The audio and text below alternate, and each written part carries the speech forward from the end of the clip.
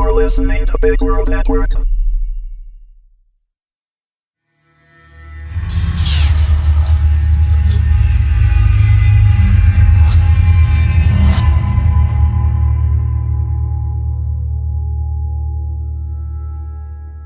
Subprimeval, Season 3, Episode 3, Somewhere Safe, Part 1. Written by Robert S.C. Cutler, read by Fentress O. Moore. After making a fuel stop in Illinois, Captain Jones set the Black Hawk down in a remote field near Columbus, Ohio, where 3 military Humvees and 1 black sedan were waiting to greet them. Freakshow told Cassie and Trina to sit back and wait until he said it was clear, and then waited for his own orders from Major Wallace. "Is that Riley?" Agent Davis asked Freakshow. Freakshow cringed. "Sure is, which means something's not right." "I'll take care of Riley," Major Wallace said. "You 3 sit tight and keep those civilians out of sight." Captain Jones watched Wallace disembark and then told Freakshow and Davis he had heard some disturbing chatter over his headset while they were en route to Ohio. "This entourage is not a good sign, boys. The agency is considering bringing all 4 of us up on charges of treason and sending your sister and her friend down to Guantanamo Bay for safekeeping until this little mess you've created blows over." Davis sat up with his mouth open. "We created? We were just following orders." "What a crock of bull, man. They can't charge us for a crime they told us to commit," Freakshow said. "They can do whatever they want, and there is nothing any of us can do about it," Captain Jones lectured. "Would they really send us to Mexico?" asked Trina.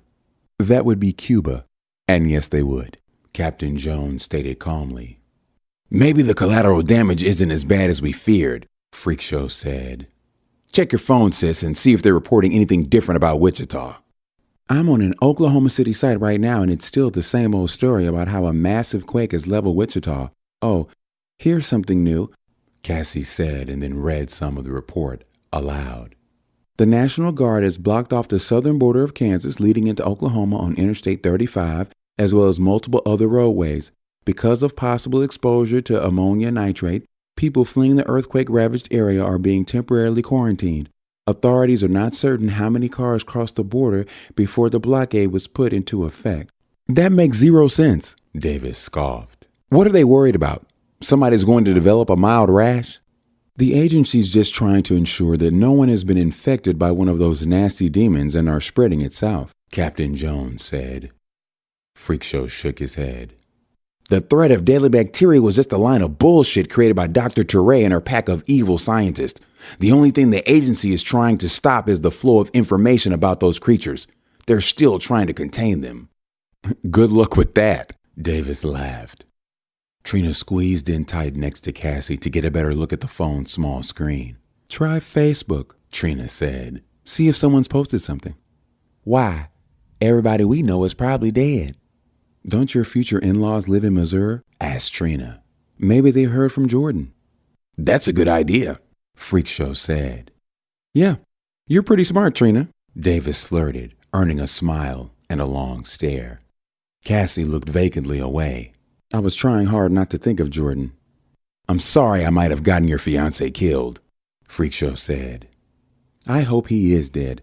I found out yesterday morning that I wasn't the only girl he knocked up. Jordan has a 1-year-old son that lives in the same town as his parents, and he would go to visit his ex-girlfriend and kid on the weekends when he told me he was working." "What a dick," Davis blurted out. "If he isn't dead, your brother and I will make sure he is. Just say the word." "Do his parents know what he's doing?" asked Freakshow. "I know his precious mother does. That's why the nasty bitch was always so mean to me.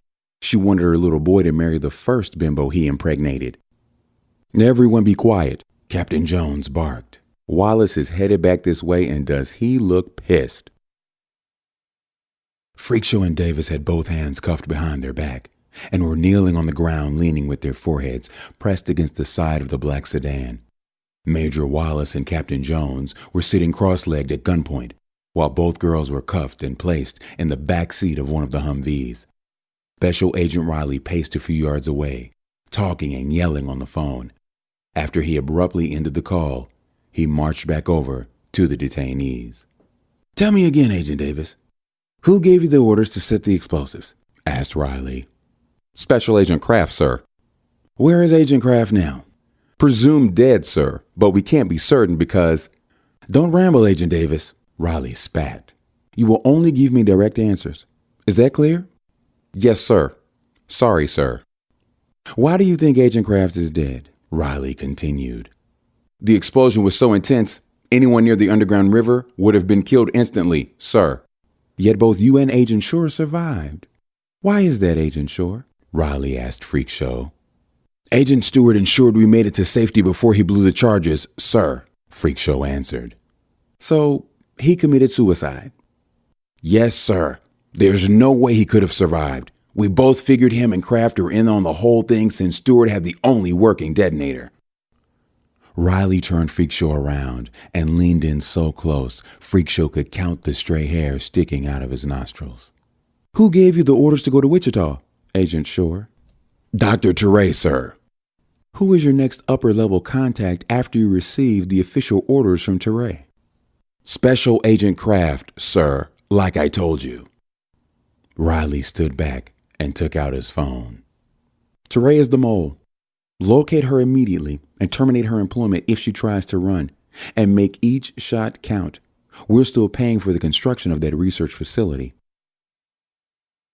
Riding in a Humvee with 4 other agents, Freak Show and Davis were geared up and ready for combat. Wallace and Riley followed close behind with a group of their own eager to please agents. Wallace wore a smug grin on his face, knowing he was soon to be named in charge of the research facility and could finally move aggressively forward in finding a way to eradicate the menacing and vicious creatures. Stick to the zoo's maintenance road so we don't run into any civilians, Riley radioed to the lead Humvee. Roger that, but the gate's still closed and appears to be chained, sir, the lead driver reported back. Something's wrong. Run it down and be prepared for an ambush. You guys ready back there? The driver yelled back to Freak Show and the rest. All 6 men put down their helmet visors and nodded.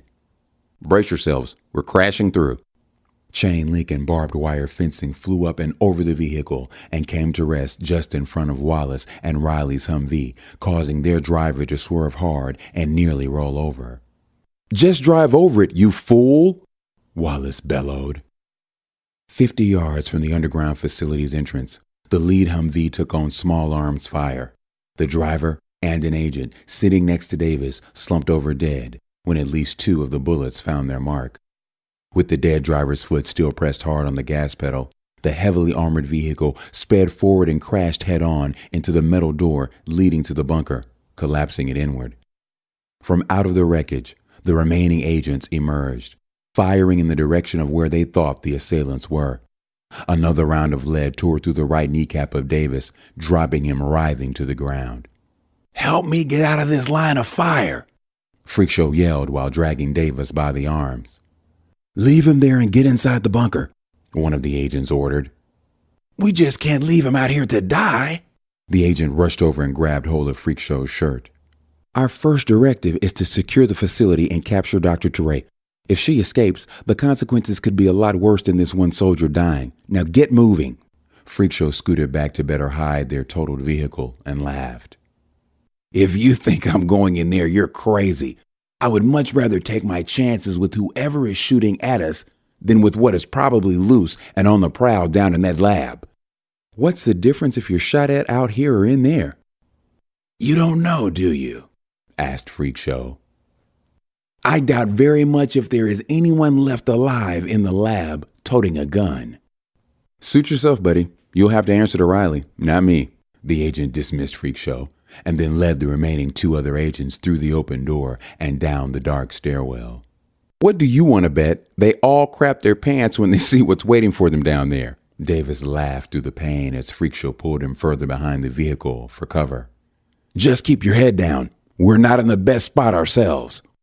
100 feet down the road, Wallace, Riley, and the second group of agents converged upon and took out the rogue soldiers that had been firing on both vehicles. No sign of Teray, one of the agents announced. Just these 2 dead bastards. Riley casually walked over to the agent's position and keyed his radio. Is the back entrance still locked and secure? Yes, sir, and I have the door in my sights. If the doctor dares to even poke her nose out, I'll shoot it clean off her face. With your permission, of course, sir. A voice squawked back. Riley grinned. Permission granted. Do you think Teray is still down there? Wallace asked Riley. If she is, she'll either be captured or dead within the hour. But my guess is that Dr. Teray is far away from this place. Most likely, she has a good 2-day start on us. I'll lead the group of agents down and sweep the entire facility, Wallace said.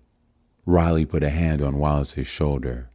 Teray probably left orders to release the nasty demons they were observing if their radical operation was discovered, so be on your guard. Major Wallace acknowledged what Riley had said with a quick nod and then addressed the group of agents. Have any of you ever encountered these creatures?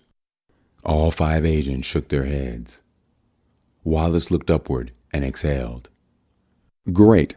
The only thing you need to know is that they are wicked fast, and when you shoot at them, don't miss. You might not get a second chance. Riley pointed over at Freakshow peeking out from behind the other vehicle. He's been up close and personal quite a few times. Check your gear and weapons, Agent Shore. We're heading down the hole, Wallace ordered. What about Davis? His knee's blown off. I don't need a nursemaid, Davis griped from his spot on the ground. Just hurry up and snuff out the terrorists so we can get some cold brewskis and something to eat already. In the dark corridors below the main entrance to the research facility, the dank odor of animal waste and hay was now accompanied by the smell of gunfire. Wallace led the way and had Freakshow bring up the rear. Up ahead, the chain-link gate was open, and the cages that once held sick and dying animals were mangled and dripping with blood.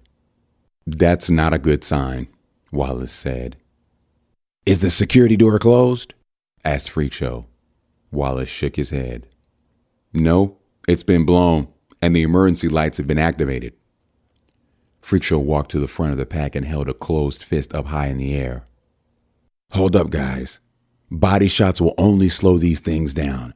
A headshot is your best bet to drop them. Don't panic and take one shot at a time. Shit, I've hunted since I was old enough to hold a rifle. One to the heart will do the job just fine, a cocky agent boasted. Major Wallace walked over and took the agent by the scruff of his neck. Have you ever been face to face with one of those bastards? Agent Shore has, and more times than I would ever care to be. So if you want to stay alive, you better listen to the man and shoot the fuckers in the head. Am I making myself clear? Good. Wallace released the cocky but embarrassed agent and walked back to the front of the pack. Once we enter through that door, there is no turning back. These creatures are bloodthirsty and will not stop at just one of us. But they are not our main objective. The capture of Dr. Bahati Teray, dead or alive, is. So if it moves aggressively towards you or seems to be running away, shoot to kill. Major Wallace pushed open the free-swinging door with his boot. The first thing he noticed was 3 fresh body-sized puddles of blood and excrement. 2 M4 carbine assault rifles lay on the floor a few feet ahead. The third was bent and twisted, with bite marks on the buttstock. To the right, the row of cages that once held as many as 12 live specimens, most of them courtesy of Freakshow, were empty, with the access doors wide open. Past the row of cages, Wallace led the group into the atrium. The plush furniture and fake plants that once adorned this space were turned over and stained with blood. The corridors radiating from its center were dark. Wallace could hear something breathing, but couldn't pinpoint its direction. You hear that, Shore? Asked Wallace. Unfortunately, sounds like one of them. How do you know it's not a person? Maybe even Teray? An agent asked. Survival instinct, Freakshow dryly responded. As the team spread out across the atrium, something wet dripped onto the back of Wallace's neck and rolled beneath his collar. This roof have a leak? He asked while attempting to wipe away the liquid. Freakshow spied several drops on the shiny marble floor and a few on Major Wallace's boot. Looking upward for the source, his blood turned cold and his heartbeat became shallow and distant. Clinging to the dome ceiling directly above them, the biggest creature Freakshow had seen yet was staring directly down at him. Its black tongue slid across multiple rows of teeth, releasing more of its saliva. Before Freakshow could swing the barrel of his M4 upward, The cocky agent fired off a burst of lead directly into the center of the creature's chest, causing it to lose its grip and free fall onto Wallace.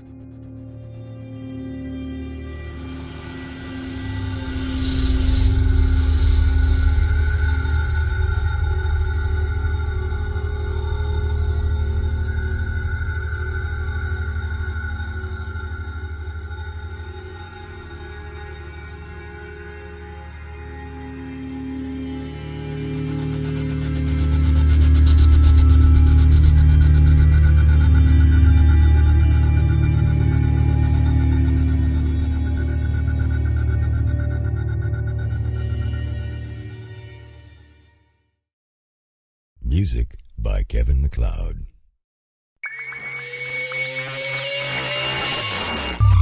You're listening to Big World Network.